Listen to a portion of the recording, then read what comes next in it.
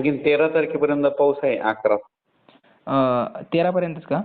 हो, 13 पर्यंत. पण ते पाऊस आता तुम्हाला सांगतो 11 ते 13 सुरुवातीला काय करूत आपण हो हो. सोलापूरचं बघू, कारण की सोलापूर, लातूर, बीड हो ना. आणि धाराशिव, नगर हो हो. ह्या भागातनं काय होणार आहे, ह्या 11-12 मध्ये अतिवृष्टी होणार आहे. तर त्याच्यामध्ये सोलापूरलाच अतिवृष्टी होईल या 2 दिवसात.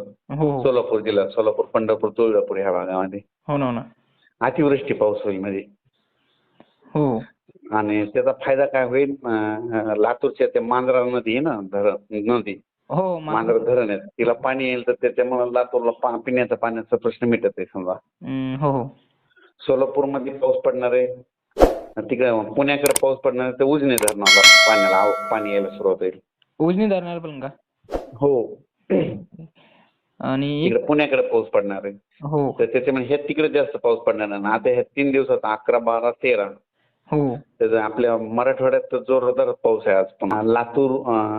लातूर, बीड, परभणी, जालना, संभाजीनगर, तसेच धाराशिव, त्याच्यात सातारा, सांगली, सोलापूर, नगर, नाशिक, इकडं जळगाव आणि इकडं बुलढाण्यापर्यंत, सिंदखेड राजा तिकडल्या ह्याच्यापर्यंत, जळगाव जामोदपर्यंत हे पाऊस इथपर्यंत जोरात पडणार आहे आता ह्या 2-3 दिवसात.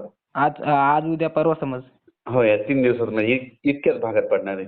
आणि विदर्भासाठी सर्व शेतकऱ्यासाठी सांगतो की विदर्भात सध्या पाऊस एवढा नाही, म्हणून त्याने पेरणी सध्या हे करू नये समजा, पाऊस कमी आहे त्याच्यामुळे. हो ना. तर विदर्भात पाऊस येणार 18 जूनच्या नंतर. 18 का? 18च्या नंतर, मग 18, 19, 20, 21च्या नंतर विदर्भात मग मुसळधार पाऊस पडणार आहे. मग त्यांच्या तिकडे पेरणी होतील हो हो. आणि ते पाऊस पुन्हा आपल्याकडे येणार आहे 19-20 तारखेला.